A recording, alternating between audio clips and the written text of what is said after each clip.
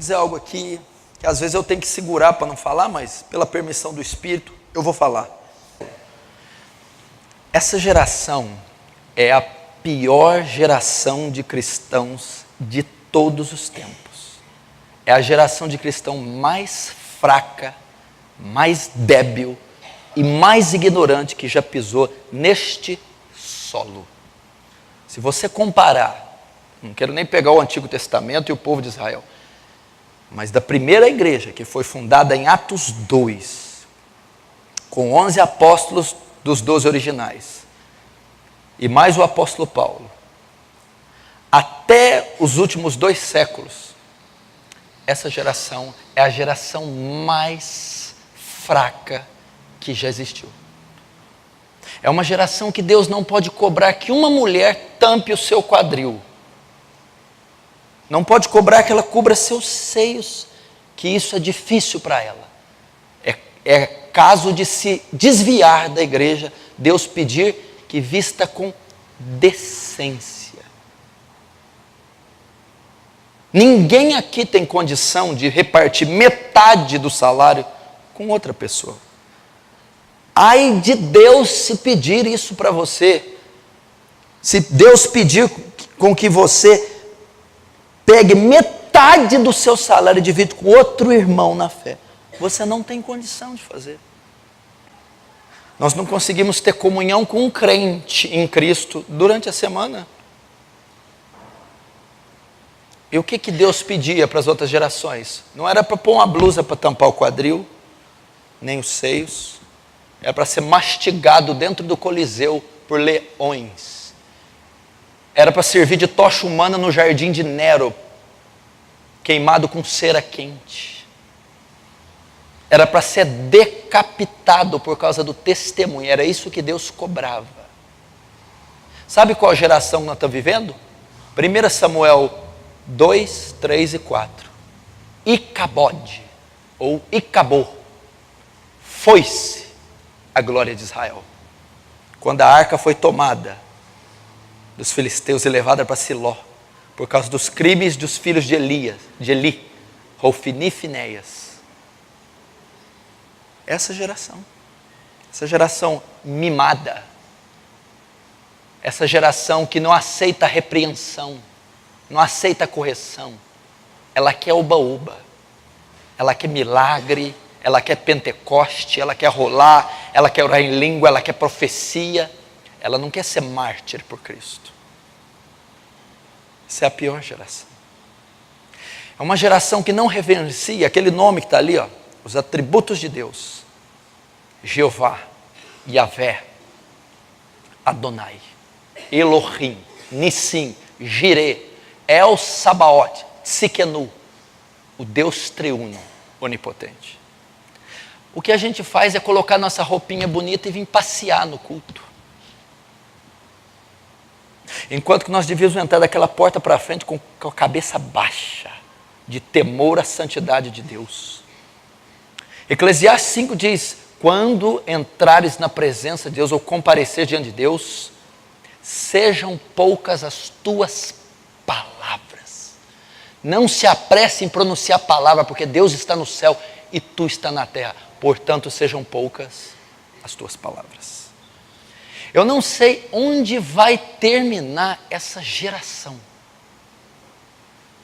Ou Deus promove uma perseguição nesse país ferrenha, que vai pôr a igreja brasileira de joelhos, e vai fazê-la jejuar, e vai purificá-la pelo fogo da aflição, ou essa geração inteira vai ser condenada.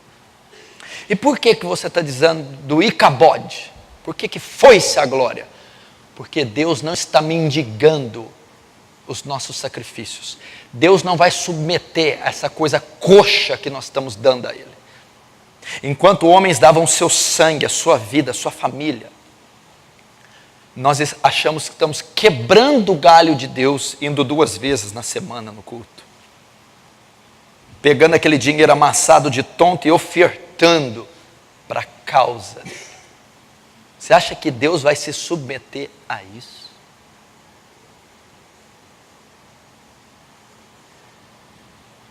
Onde está acontecendo o avivamento na terra? Não está tendo avivamento em lugar nenhum do globo terrestre. Não. Aonde está vendo milagres? Eu não estou vendo nenhum cego ver. Aonde você está vendo?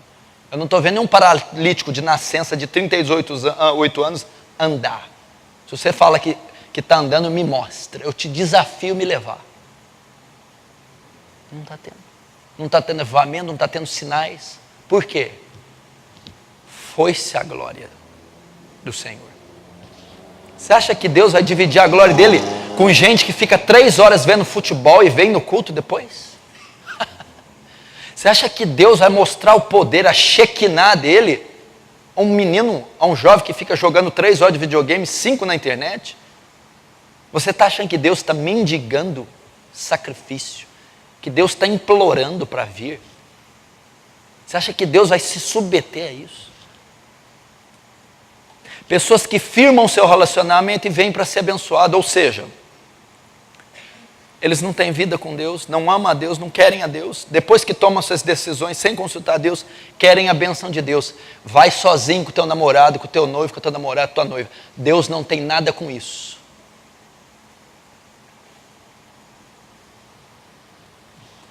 Uma geração mimada. Uma geração, eu vou sair da igreja porque o Senhor não me cumprimenta. Você deve sair mesmo. Porque a minha aliança com a igreja não é com homens, não. É com o homem de Nazaré. Mas é uma geração que, se não for cumprimentada, ela desvia da fé. Ela quer a glória dos homens, porque ela não se preocupa com a glória do Calvário, a glória de Cristo, o sangue. Ela está tão preocupada com o aplauso dos homens, o reconhecimento dos homens. E você quer que Deus divide a glória dele com isso? Você quer que Deus transforma? Então você nota no cenário mundial. Que avivamento nós estamos tendo? Já que a glória de Deus foi tirada, é um avivamento midiático, tecnológico, eletrônico. Então você está vendo os pastores e grupos evangélicos explodindo na mídia, nas redes sociais, nas TVs abertas e fechadas. É o máximo que eles estão conseguindo. Mas não há poder de Deus em lugar nenhum. Não há mortos ressuscitando, leprosos sendo curados, cegos enxergando. Não há corruptos, estadistas, publicanos e prostitutas se convertendo genuinamente. Não há avivamento.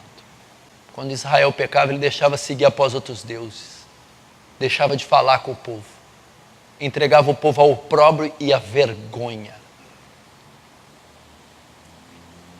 Nós não entregamos metade do nosso dinheiro. A igreja primitiva entregava todos os seus bens, depositava aos pés dos apóstolos. E eles distribuíam e dividiam a cada um segundo sua necessidade. Ele pediu para quando me pedirem a túnica, eu der também pedir a capa, eu der também a túnica. Quando me pediu para andar 1 milha, eu ir 2. Quando eu emprestar, não requerer de volta. A Bíblia diz: agradável é à vista do Senhor a morte dos seus santos.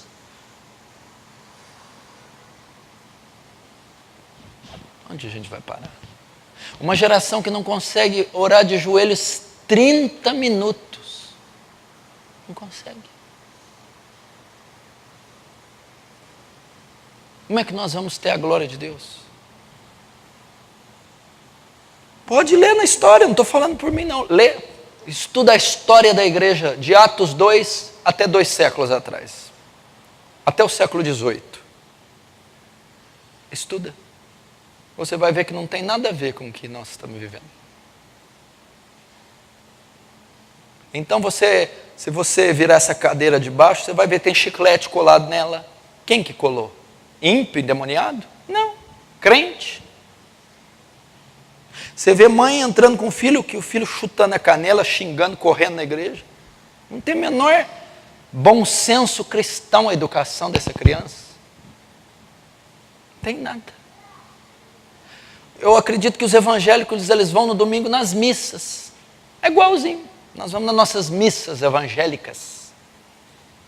Nós vemos cumprir a liturgia. Depois, quando nós saímos da porta para fora, há uma vida social civil. quase que idêntica do ímpio. Sabe como que a igreja teria que funcionar? E eu não sei o que eu vou fazer para fazer isso. Primeiro, eu vou ter que sangrar meus joelhos e buscar muito a Deus em oração.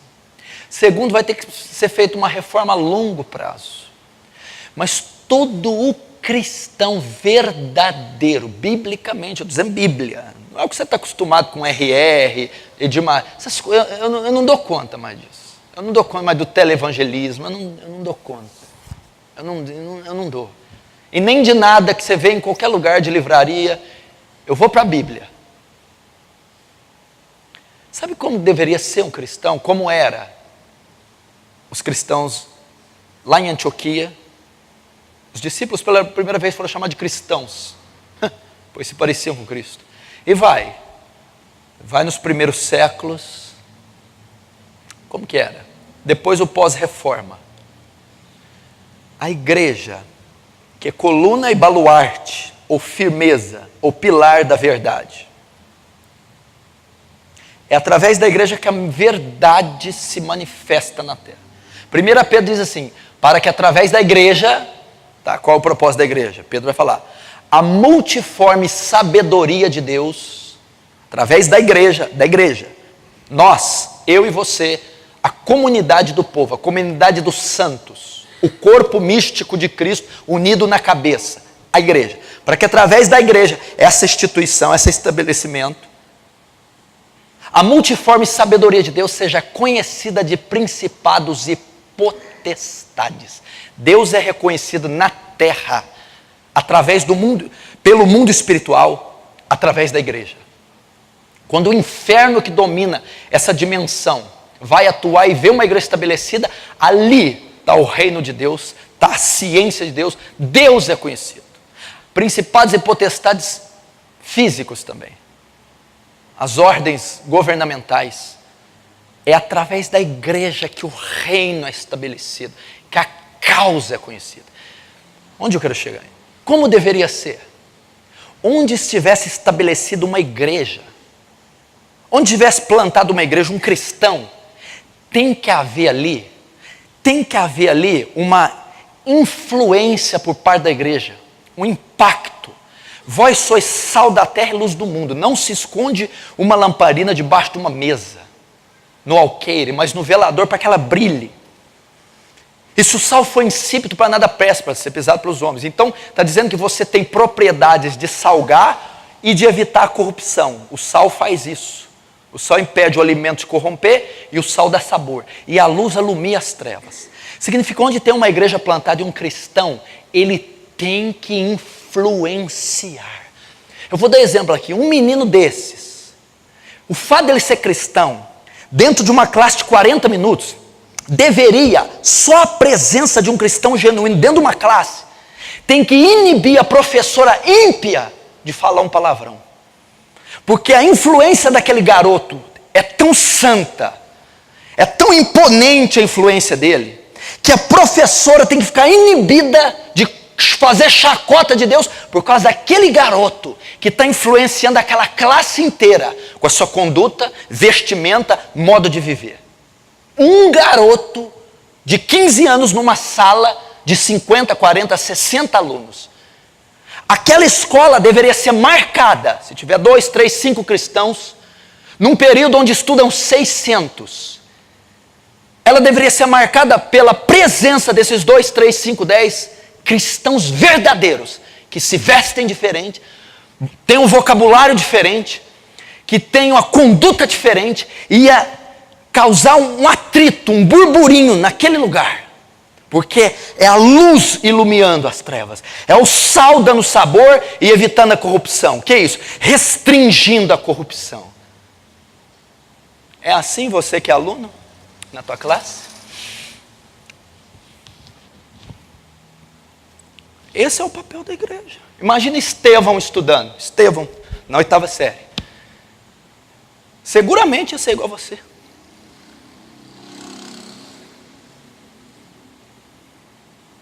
Deveria ser assim. E não pense você, isso é para aquela época. Não, é para essa época que eu vou trabalhar para chegar nesse ponto. Porque se não chegar nesse ponto, nós estamos fora. Na repartição do trabalho é a mesma coisa. Na vizinhança a mesma coisa. Nós não somos notados. Seja a vossa equidade notória a todos os homens. Perto está o Senhor. O que é equidade? A vossa justiça, o vosso cristianismo, o vosso evangelho seja notório. Não se esconde uma cidade fortificada no monte, debaixo de uma mesa.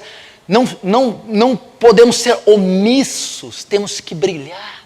Por isso que eu estou falando que a nossa geração é a mais débil. Ela não influencia. A cidade de Franca, por exemplo, a Aliança do Calvário tem que chegar num ponto que a cidade de Franca é impactada pela comunidade calvariana. Há casamentos aqui que constrangem os outros casamentos. A educação familiar aqui que constrange outras. Métodos de educação, princípios que estão contagiando a cidade, que estão causando polêmica, ou estão causando perseguição ou influência. A conduta daquele marido calvariano, cristão, ela é incomum, invulgar, ela é distinta e ela mexe, ela inibe, ou ela confronta as demais condutas.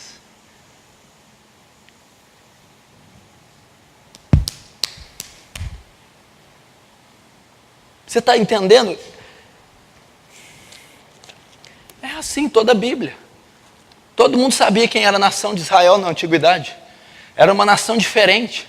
A única nação monoteísta. Cultuava um Deus só. A única nação que se santificava, separava das outras tribos e povos. Era distinta. E onde estava influenciava, que mostrava a força da lei, a força do seu Deus, a força da disciplina e da obediência. E a igreja de Atos? Tertuliano chegou a dizer que o sangue dos cristãos servia como semente. A cada 2 que você matava e caía no chão o sangue, brotava 30, 50. Foi tão forte essa frase de Tertuliano que os imperadores começaram a acreditar e pararam de matar os cristãos. Porque estava tendo um avivamento com o sangue dos cristãos. Eles eram decapitados, mastigados, engolidos, queimados e brotavam. E outros se convertiam. Agora, assim, sem que ninguém perceba, dá uma olhadinha para como você veste. Dá uma olhadinha. Tem muita diferença do ímpio? Dá uma olhadinha para suas notas na escola, ali na mente. Tem diferença do ímpio? Dá uma pesquisada no teu vocabulário.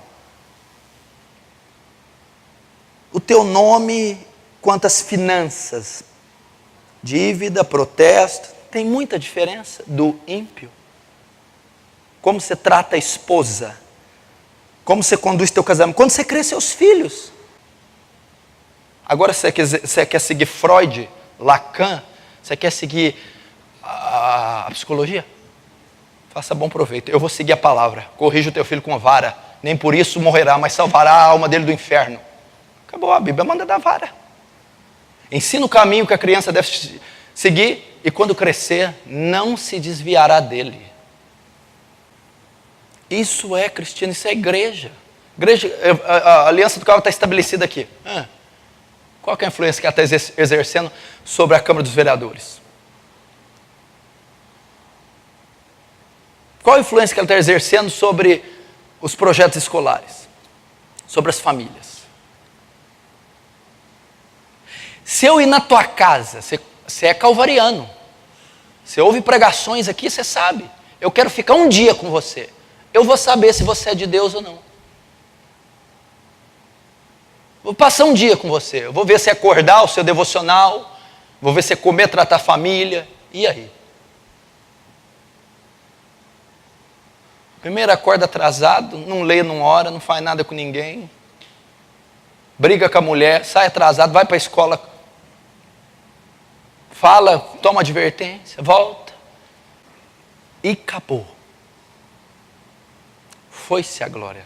E Deus vai vir aqui se humilhar para nós? Para a gente que não ama Ele? Que não passa meia hora em oração?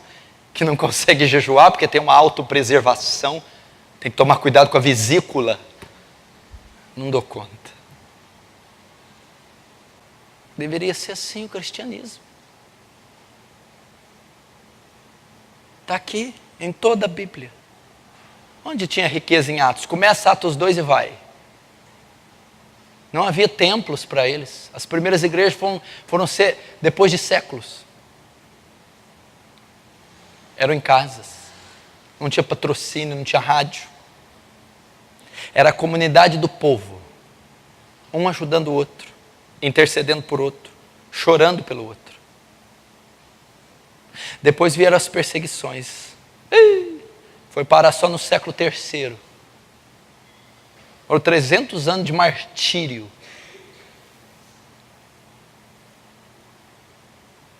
Você tem medo de pregar no teu emprego, você tem medo de perder o emprego e perder R$700. Ai, Jesus. Porque quem te sustenta é o emprego e os R$700. Não é o dono do ouro e da prata. Não é aquele que abre uma porta e ninguém fecha. Tem medo de tomar uma advertência da professora. Você já não gosta de estudar mesmo? Toma 10. Pelo menos toma, não pela incompetência. Toma porque está pregando o evangelho. Imagina se Paulo pregasse aqui: quem casa faz bem, quem não casa faz melhor. Desvia metade do solteiro. Quem não casa faz melhor? Estou fora. Aos solteiros eu dou um mandamento: que fique como eu estou. Mas se não pode, case. Mas os tais terão tribulação na carne. Eu quero ter tribulação na carne. Eu quero sofrer. Não pode pedir nada.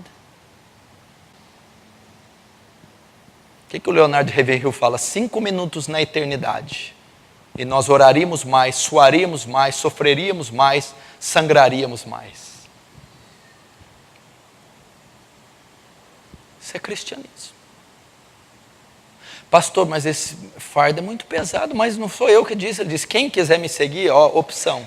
Tome a sua cruz, negue a si mesmo e segue-me. Quem quiser achar a sua vida, perdê-la. Mas quem por amor de mim perder sua vida, acha-la. Mestre, eu quero te seguir, mas o meu pai, deixa eu sepultar meu pai. Deixa os mortos sepultarem os mortos. Rabi, o que faz para entrar a vida eterna? Conhece os mandamentos? Sim, tenho cumprido ele desde a minha mocidade. Mas uma coisa te falta: vende todos os seus bens e reparta aos pobres, então terá um tesouro junto ao céu. O jovem rico é o modelo da igreja moderna. Saiu triste, porque possuía muitos bens. Pastor, mas o senhor tem que contextualizar, vírgula. Jesus Cristo, que a palavra é o mesmo ontem, hoje e sempre será. Passarão os céus e a terra, mas a minha palavra não passará. Não seria melhor você, com a microvida que você tem, micro. Nelson estava me contando ali que foi num velório de um amigo, de 24 anos. Sabe de que ele morreu? Infarto. 24 anos. Infartou. Ele infartou. E cumpre isso aqui, ó. Segura. Olha aqui que cumpre. Quanto ao homem, os seus dias são como a relva, como a flor do campo. Assim ele floresce, pois soprando nele o vento, desaparece, e não conhecerá daí em diante o seu lugar. É assim, como a relva floresce, o vento sopra, não se achou mais o seu lugar. Assim é o homem. A brevidade da vida. Agora olha esse. Deus falando ao homem: se lhes dá, eles o recolhem. Se abris a mão, eles se fartam de bens. Mas se oculta o rosto dos homens, eles se perturbam. Se lhe cortas a respiração, morrem e voltam para o pó. Pois todos os nossos dias se passam na tua ira, acabam-se os nossos anos, como um breve pensamento. Os dias da nossa vida sobem a 70 anos, e aqueles que têm mais vigor chegam até 80. Mas o que passar disso é canseira e enfado, porque tudo passa rapidamente e nós voamos. Ensina-nos a contar nossos dias, de tal maneira que alcancemos coração sábio. Diante das declarações que eu dei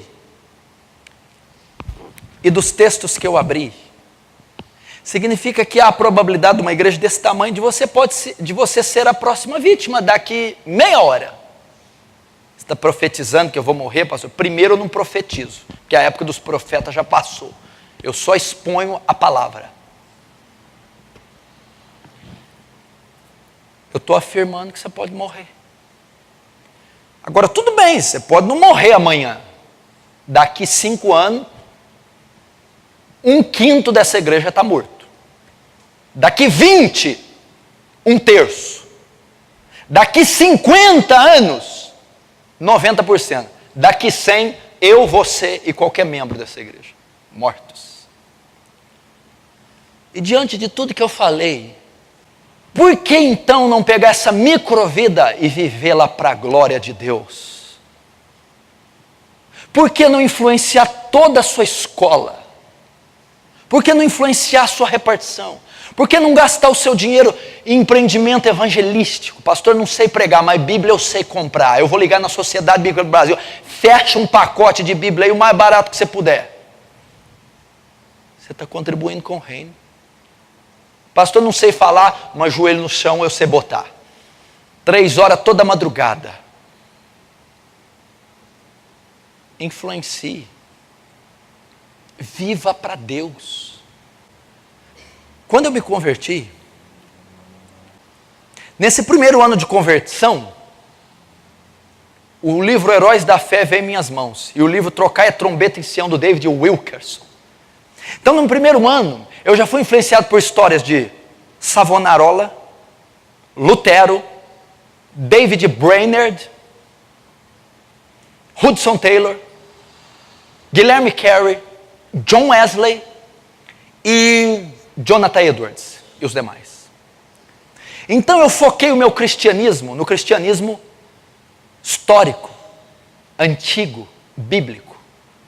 E a maior figura escriturística, canônica para mim, o meu maior exemplo, o meu maior modelo cristão de pastor, obreiro e cristão foi o apóstolo Paulo. Então o meu modelo era os heróis contemporâneos, até de 2, 3 séculos, e o modelo do apóstolo Paulo. Por que eu só falo disso? A Bíblia diz assim, o que fala a boca, o coração está cheio. Esse homem só fala de puritano, Paulo, Moisés, glória, santidade. Então você já pode descobrir o que está no meu coração. O que fala a boca é o que está cheio o coração. E eu não falo isso hoje nem ontem. Pergunta para os meus primeiros discípulos. Desde o dia que eles me conheceram, eles já conheceram Lutero, Brainerd, Wesley, apóstolo Paulo, Moisés, Elias e Estevão. Eu sonho com avivamento nessa igreja e nessa cidade. Eu sonho o prefeito dando aquela concha acústica do centro, fechando a Major Claudiano e a Monsenhor Rosa e tendo um ajuntamento espiritual e gente saindo do comércio, do terminal rodoviário, da Pernambucana e se aglomerando ali recebendo a Jesus. Isso pode acontecer, mas tem que ter um esquadrão junto comigo de joelhos, gente disposta a conhecer o cárceres, a orar, a passar horas a fio. O que você está vendo aqui não é produto do acaso nem da soberania de Deus. Ah, isso aí deu certo, foi acidente de percurso. Então estou te chamando para isso. A vida passa. Como a relva e a flor que o vento sopra e não se achou mais o seu lugar. Se lhes retira a inspiração, morrem, voltam para o pó. Pelo menos chega diante do trono de Deus com dignidade. Servo bom e fiel, entra no gozo do teu Pai. Se você tem o dom de ajudar financeiramente, pelo amor de Deus, enfia esse dinheiro no bolso, ajuda as pessoas. Se você tem o dom de visitar, abraça, visita, vai a asilos, hospitais. Se você tem o dom evangelístico, respire almas, sonhe com almas, busque, chore pelas almas. Se você tem o dom de ensinar, ensine. Olha Paulo ensinando na escola de Tirano, na sinagoga, no Areópago, em Filipos, nas Tessalônicas, na Caia, na Bereia.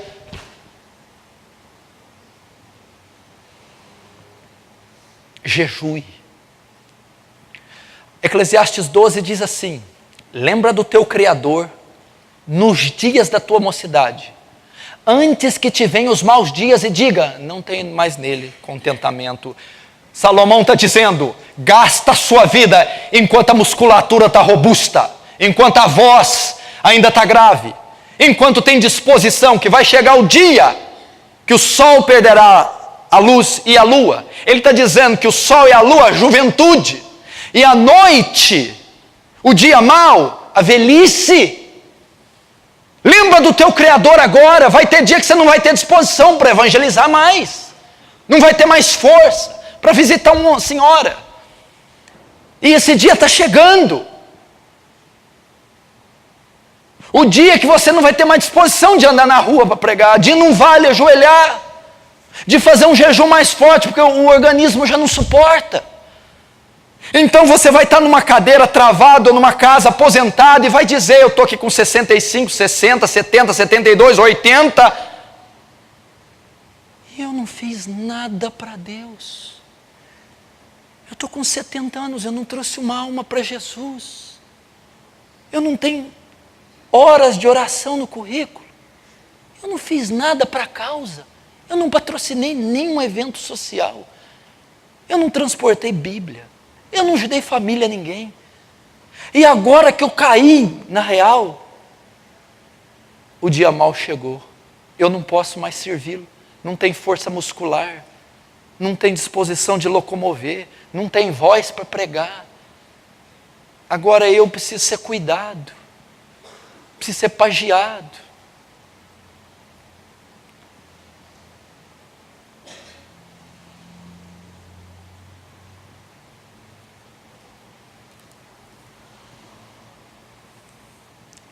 Essa é a palavra que Deus quer falar conosco. Você tem duas opções. Você foi dotado de volição, eu não quero isso aqui não. Você vai encontrar uma igreja que até a almofada é mais gostosa, o assento, aí está tocando um saxofone de fundo, quem sabe passa até gente vendendo amendoim no corredor. E vai falar assim, Deus está aqui, o milagre vai acontecer, receba, receba. Ai, você vai embora nas nuvens. Se você quer viver essa graça barata, esse evangelho suíno, te dou liberdade. Agora, se você quer ser um mártir diante de Deus, se você quer morrer, ver os céus abertos e o Filho de Deus à destra do Pai, e dizer, não impute a eles esse pecado.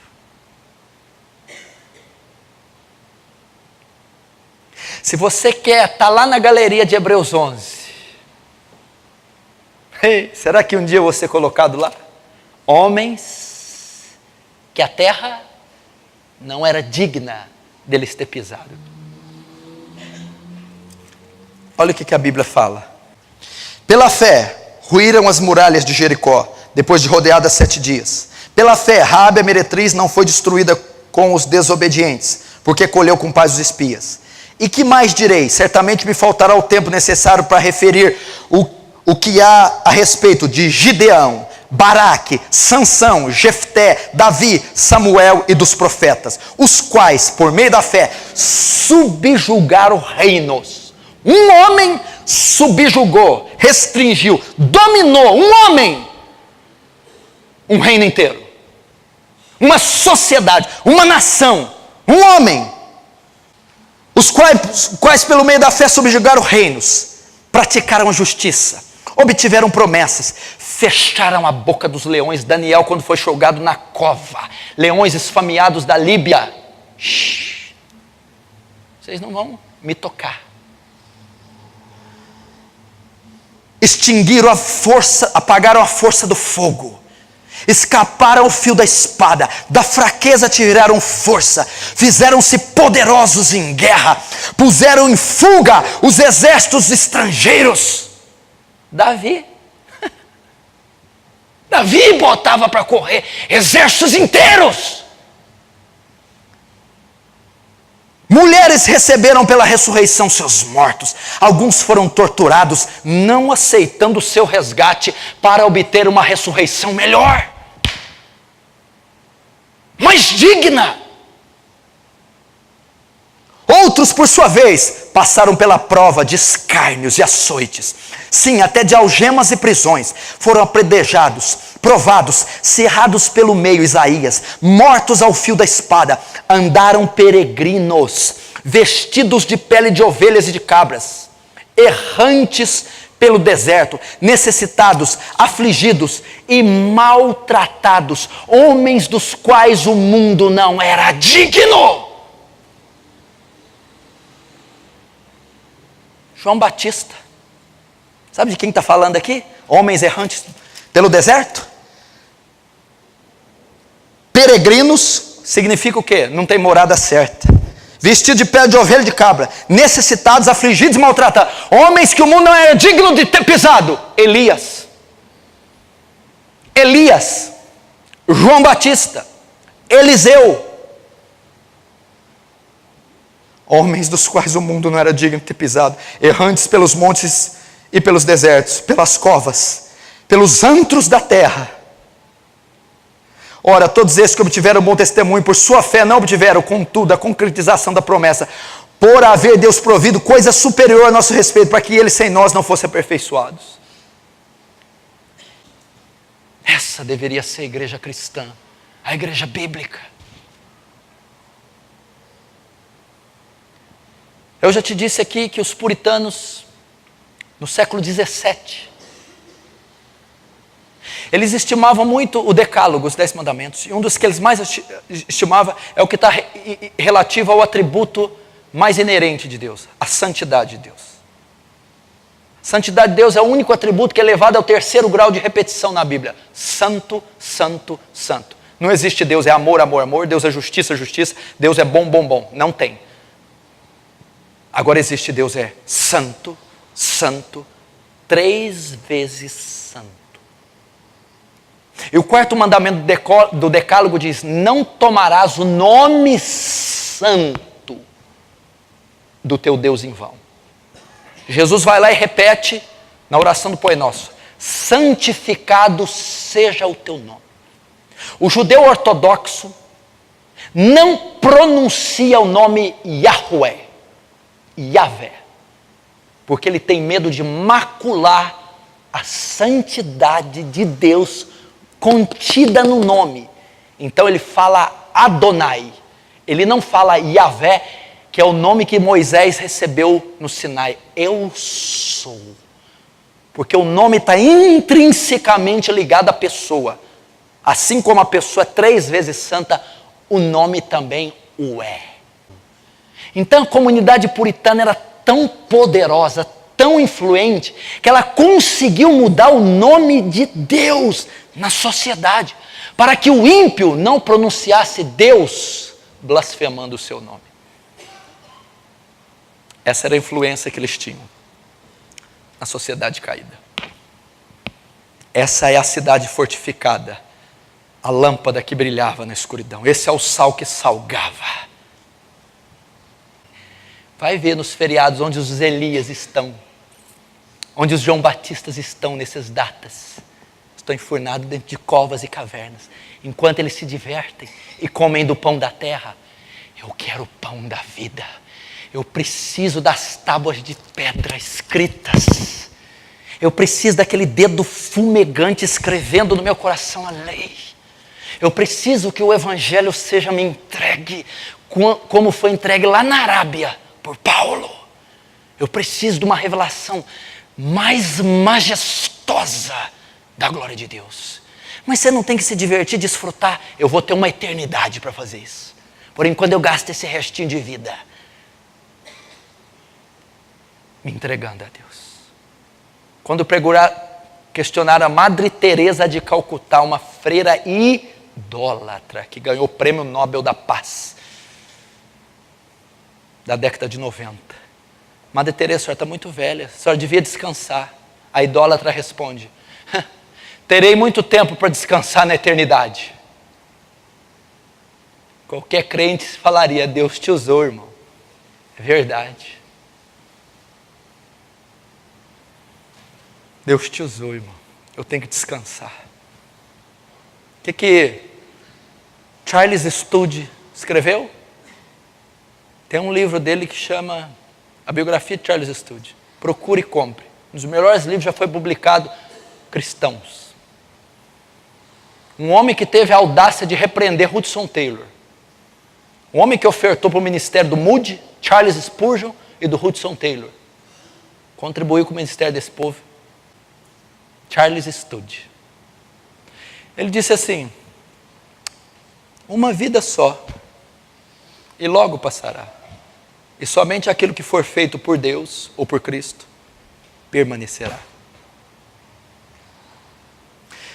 Escute o que eu estou te falando. Você ainda vai ver aqui nessa plataforma muitos velórios sendo realizados.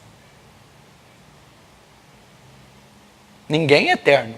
Ninguém dura para sempre. Vai começar a ver velórios. O irmão fulano foi. O irmão Beltrano foi, teve infarto, outro teve AVC, outro bateu, outro sofreu acidente, não resistiu aos ferimentos.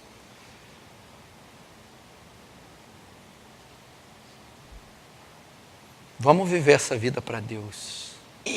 Eu queria gritar olhando para os céus, as estrelas e a lua: Jeová, eu te amo! Me consome! Não há prazer maior que isso. Não é imposição. Davi disse: deleito-me em fazer a tua vontade. O que Davi está dizendo? A mesma coisa que os corintianos se deleitam em ver um jogo da Fiel, se deleitam em comer uma boa comida, se deleitam no prazer, no sexo. Eu me deleito em fazer a vontade de Deus. Eu tenho prazer, minha adrenalina sobe quando eu estou fazendo a vontade de Deus.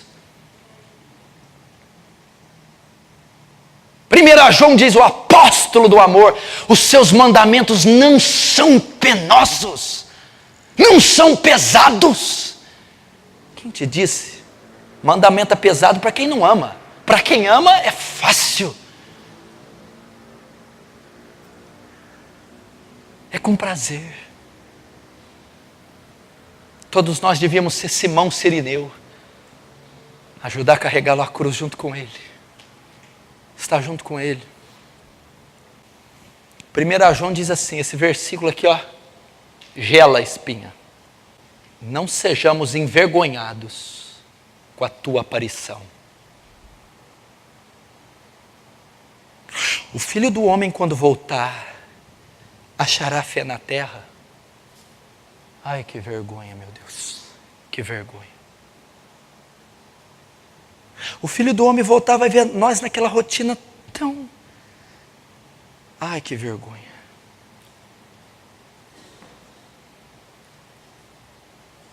Que vergonha.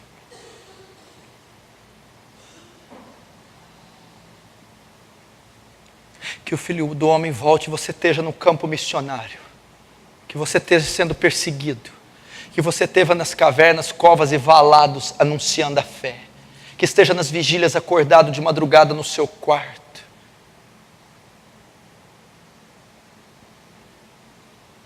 Que esteja se santificando.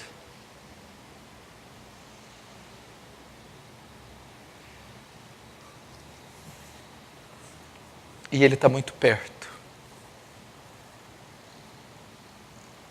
de retornar. Nós precisamos acordar, igreja. Eu não quero que você fique pesado, eu quero que você fique, para de pregar logo, que eu já estou tudo na minha cabeça, o que eu vou fazer. Eu não vou envergonhar mais, meu Deus, eu não vou, eu prometo. Chega de vender. Você critica Judas porque vendeu ele por 30 moedas. Você está vendendo mais barato. Você está vendendo por alguns reais. Pela internet. Programas. Mentiras.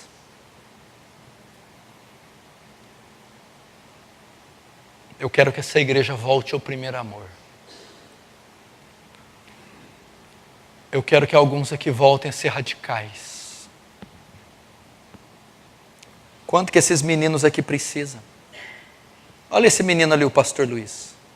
Ele jejuou uma vez 10 dias só com água.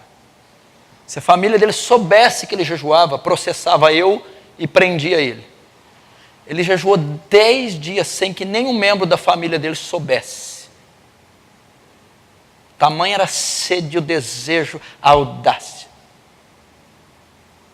Ele foi orar comigo no vale um dia sem que ele soubesse que era uma perseguição ferrenha desses pais. Até às 6 da manhã ele voltou, entrou na casa dele sem que ninguém acordasse, soubesse, pulou a janela e foi para a cama. Orou a madrugada inteira sem que ninguém soubesse, retornou à casa sem que ele soubesse. O que motivou isso? Não tinha ministério, não tinha nada.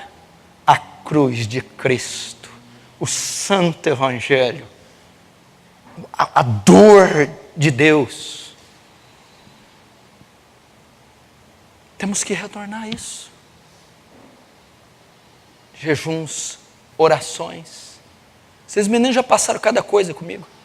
Intimação de polícia, pai perseguindo, gente, o diabo. Pergunta se ele estava envolvido em pecado.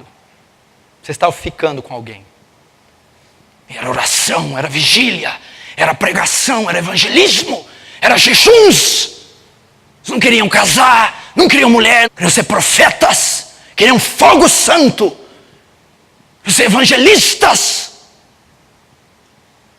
Enfrentava leões, enfrentava a carne, os desejos, os pais, para terem mais de Deus. Isso tem que voltar. Tem que voltar. Era uma sede tão grande, um desejo tão grande. Nós íamos orar terça-feira, eu, o Tiago, o Wagner e o Nelson.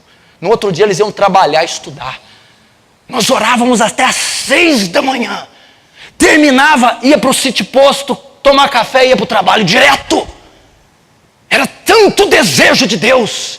Era tanta fome que não importa se é feriado, dia santo, se vai trabalhar, eu encaro. Saímos de lá cantando junto com os pássaros, cheios da presença. Se tivesse alguém naquele monte com uma R-15 metralhadora, se parasse na nossa frente, nós iríamos simplesmente pisar sobre essas pessoas. Simplesmente não íamos reconhecer a força da pólvora, porque havia tanta potência de Deus nesses meninos. Quando eu me converti, eu era de uma igreja, eu passava toda sexta, de sexta para sábado e sábado para domingo, orando até às 6 da manhã. A vigília da sexta-feira começou comigo. Depois o pastor Luiz, eu e ele, sexta para sábado, sábado para domingo, até às 6 da manhã. Depois veio o Cunha, até às 6 da manhã. Depois o Caio Baez, que é de Campo Grande, não está aqui mais, até às 6. Depois o pastor Danilo, o abortivo, até às 6 da manhã. Por que orávamos? Orávamos 3 horas ou 2 horas só por nós. As outras 2 horas orávamos pela igreja local. E as outras 2 horas orávamos pela cidade de Franca. Toda sexta, 2 horas pessoais, 2 horas pela igreja local e 2 horas pela cidade. Toda sexta para sábado, todo sábado para domingo. 3, 4 anos ininterruptos.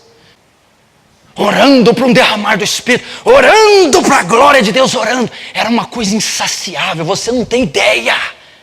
Era insaciável, era uma coisa que não tinha limite. Era uma coisa colossal, gigantesca. Eu não estou dizendo de coisa que eu li num livro. Eu não estou contando o conto de Lutero, Agostinho, Tomás de Aquino. Eu estou dizendo o que eu vivi, o que eu fiz, o que Deus, por graça e misericórdia, permitiu que eu fizesse com esses jovens. Primeiro amor. E você quer ter os mesmos resultados sem fazer as mesmas coisas? Você quer pregar como o pastor, ter as almas que ele tem, sem fazer o mesmo? É isso que Deus está exigindo de nós. Eu acredito que Ele quer isso. Você imaginou o dia que aquela porta tiver com a faixa amarela, fechado pela Polícia Federal? Meia dúzia preso, encarcerado, outro respondendo processo, e um sendo torturado para negar a fé? Eu quero ver. Quando estiver reunindo nos galpões, escondidos na igreja subterrânea, eu quero ver quem que é crente. Eu quero ver se essas menininhas sensuais vão resistir. Se os cabelinhos arrepiados vai sentir, os menininhos bombados. Eu quero ver. Porque se Deus permitir, e eu estou com a leve impressão que vai vir, que a igreja brasileira vai passar pelo fio da espada. A Bíblia fala, meu amigo, princípio das dores. Que a igreja vai ser fustigada, vai apanhar no comecinho. Segunda-feira na escola você tem que ser sal da terra, jovem, e luz do mundo. Você no emprego, pelo amor de Deus. Você tem que andar com a pasta, com os seus materiais, os seus utensílios profissionais. E um kit de evangelismo, CD, folheto, bíblias. Um coração inflamado e uma boca pronta a pregar em tempo e fora de tempo.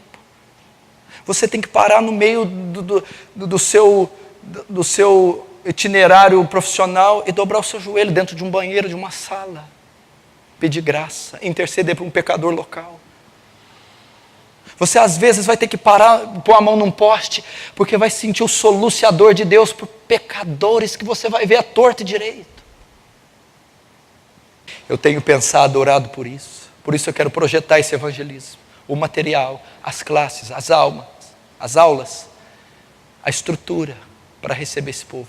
Mas todavia o avivamento começa em nós primeiro, no nosso coração. Primeiro vocês têm que ser levados. Eu não queria que ninguém ficasse pressionado, mas que jovens fossem me procurar, não causou nenhum peso em mim. Causou um desejo. Causou uma vontade. Eu quero. Eu não sei. Me ensina, pastor. Eu não tenho. Me leva a ter. Me dá. Eu preciso. Eu quero. Se eu não tiver, eu prefiro não existir. Eu não quero viver se for inimigo de Deus. Pedra de tropeço. Incircunciso. Não. Eu não quero vir só nos domingos. Eu quero Deus. Me dá Deus. Eu preciso de Deus. Eu quero influenciar. Eu quero honrar o meu Pai, o meu Senhor, o meu Salvador. Eu quero. Eu preciso. Me dar. Só para terminar um adendo aqui. Você que está em cima do muro, decide, meu filho. Vai com Cristo ou vai com Satanás? Quem dera fosse frio ou quente. Mas porque és morno, vomitar-te-ei da minha boca. Você acha que não tem morno aqui? Decide, rapaz. Vira homem. Toma a tua posição. Deixa de ser moleque. Assume a tua posição no reino, no corpo de Cristo, na sociedade. Ou vai seguir Baal? Porque enquanto você ficar em cima do muro, mais juízo você está trazendo para si. Decida. Sai do muro. Quer seguir Belial? A porta está aberta e ela é larga, gostosa, espaçosa. Lembra de Elias? Por que cochear em dois pensamentos? Se Deus é Baal, siga. Se é Deus, siga-o. Eu falei um dia na vigília, eu preciso de meia dúzia. Deus, eu quero meia dúzia de gente que tem sangue no joelho, que ama a Deus, que é santo. É o suficiente. E é assim que nós vamos mudar. Mais uma vez te digo, não há fardo nenhum nisso. Graça. Graça. É a ação de Deus através de vaso de barro. Graça. Só que eu tenho que me posicionar e bater continência para o capitão da salvação. Franca está esperando. Franca está gemendo, com dores de parto. Está aí, ó. Os prostíbulos infestados. As escolas infestadas de pornografia, palavrão e pecado. As faculdades infestadas de orgia. A sociedade infestada de heresia. E a coluna e firmeza da verdade, inerte. Se posicione. Igreja, está ficando sério. O tempo está se cumprindo. Pode ser tarde demais. Vamos fechar nossos olhos.